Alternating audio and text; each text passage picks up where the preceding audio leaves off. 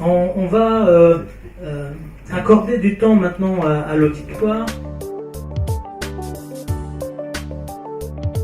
Pour revenir un peu sur votre question, pourquoi ça ne marche pas en Tunisie, en Afrique? Parce que qu'est-ce qu'on a fait? Je prends l'expérience de la Tunisie, c'est qu'on a mis beaucoup d'argent pour l'équipement. Mais on n'a pas pensé, on n'a pas mis l'argent pour l'enseignement et la formation.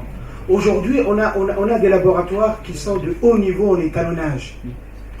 Et c'est le cas en Tunisie. Oh, oui, c'est le cas. Je prends le cas de la Tunisie. Alors, ce n'est pas le cas pour beaucoup de pays. Oui. Et donc, il faut penser en parallèle à mettre de l'argent pour les deux composantes. C'est-à-dire les laboratoires d'étalonnage pour former les gens sur les techniques des opérations d'étalonnage, également pour l'enseignement et la formation.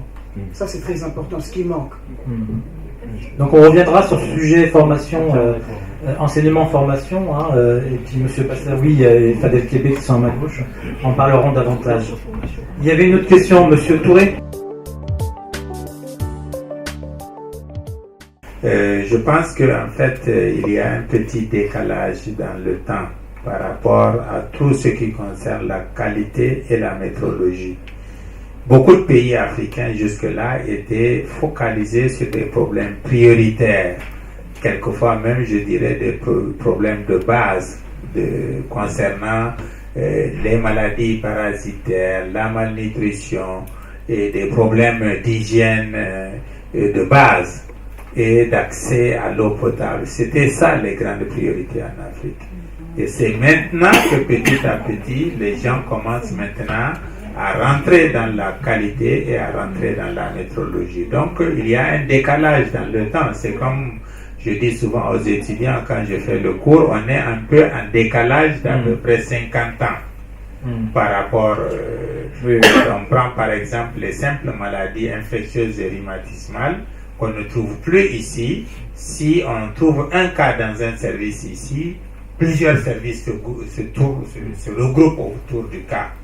Et ça devient une découverte. Alors que chez nous, c'est des cas courants parce qu'on n'a pas encore réglé ça.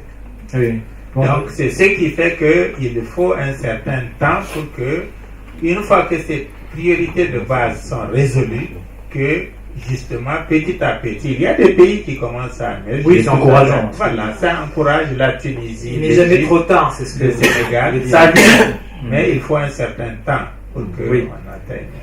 Il faut en être conscient et il n'est jamais trop tard. Merci. Merci, M. Touré. Je reviens un peu sur ce qui a été dit ici.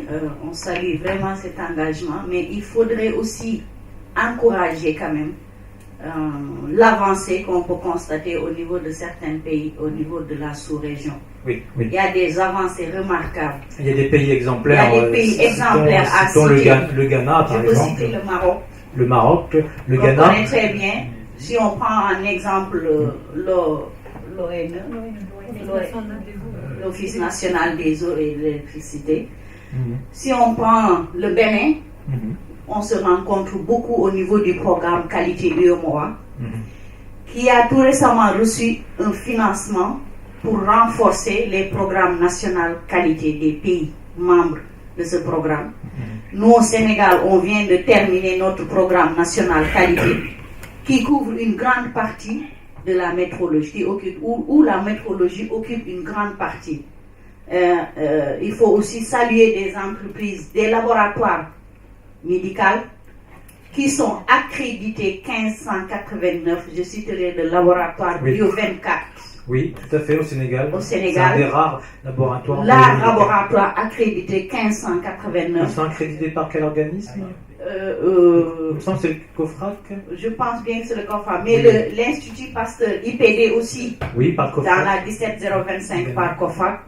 La Sénégalaise des eaux qui est certifiée qualité, sécurité, environnement par la AFAC.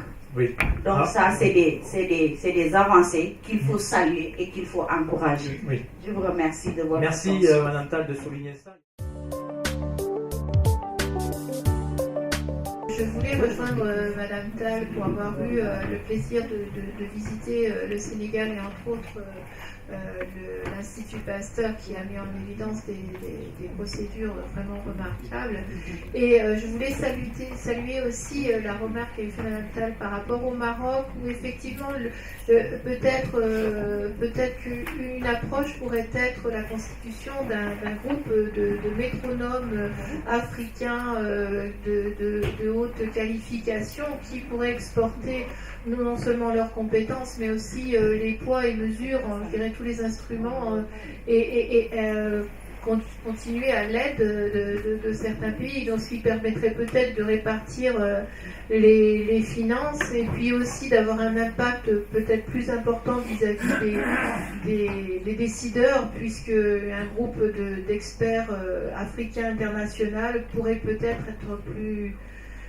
avoir plus de poids, donc c'était, je pense qu'il est déjà mis en place avec le Maroc, mais en regroupant plusieurs pays. Oui, c'est une bonne solution. On pourrait retenir dans ces échanges, finalement, Gilles, est-ce que tu as une idée sur des propositions de solutions par rapport à des pays qui sont moins avancés ou des organismes qui sont moins avancés, sachant que même au Sénégal, si je prends le cas du Sénégal, il y a quand même pas mal d'organismes qui ont un besoin mais qui n'ont pas bien avancé. Alors que faire? L'environnement, puisqu'on est dans un bâtiment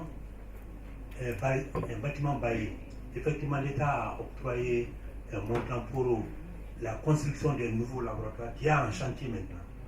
Bon, sinon, là où nous sommes actuellement, comme il l'a si bien dit, l'endroit n'est pas propice, il y a de la poussière partout. On a bien fait acheter des équipements de pointe. Si l'environnement n'est pas approprié, on ne peut pas avoir des résultats fiables à 100%. Moi, je tiens à rappeler que les gens que je rencontre travaillent remarquablement dans les laboratoires. C'est ça. Et on ne le dit pas assez. Il y a des techniciens qui réalisent des essais, et en essais interopérateurs, ils sont très très bons. Oui. Et on ne le dit pas. Et du coup, je me dis, moi je mettrais des techniciens qu'on a chez nous dans cet environnement-là. Je suis persuadé qu'on n'aurait pas les mêmes écarts types. Oui, effectivement, c'est ça. C'est ça que j'avais à dire. Merci. Au niveau de l'IRD de notre institut, nous ne sommes pas accrédités, mais nous sommes certifiés ISO 9001 depuis 2008. Oui. Donc pratiquement tous nos laboratoires sont certifiés. Nous, le problème que nous rencontrons, c'est qu'au niveau du Sénégal, nous n'avons qu'un seul prestataire, disons. Voilà. Et ce prestataire, sa compétence, disons, il a souvent tendance à changer de personnel. Et ce personnel n'est pas aussi qualifié que ça. Oui, c'est ce que disait Gilles Calcheran. Voilà. Il y a beaucoup de renouvellement en fait, du personnel et ça pose des difficultés en termes de maintien de compétences. Voilà.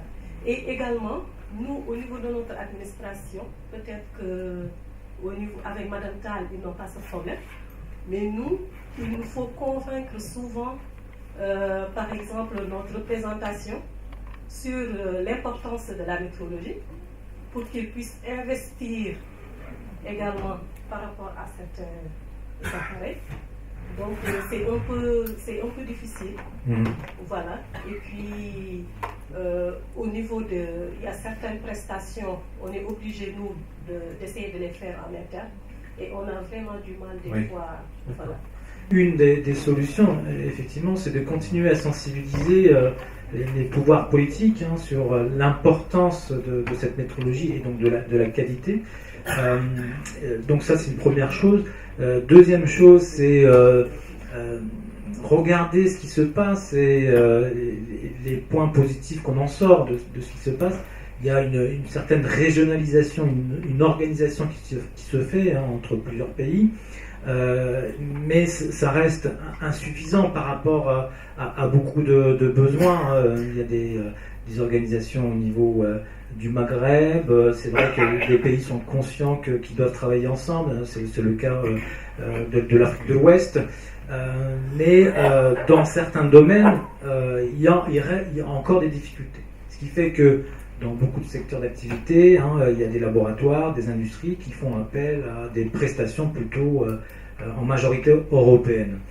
et d'un point de vue budgétaire, ce n'est pas tenable. D'où la nécessité que les politiques prennent des décisions par rapport à ça pour soutenir, maintenir les entreprises, renforcer les capacités, encourager les développements donc au niveau industriel et économique. Quand je parle d'encouragement, c'est aussi l'encouragement des laboratoires importants dans les analyses de tout ce qui est environnement, de l'agroalimentaire, du biomédical, etc.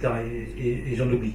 Donc, on parlait à un moment donné de renforcement de capacités en formation, en enseignement. Ça, c'est une solution, à mon avis, prioritaire. Je ne sais pas si c'est partagé, mais oui, je vois des têtes qui bougent, qui disent oui, c'est ça, c'est sur ce point-là qu'il faut mettre l'accent.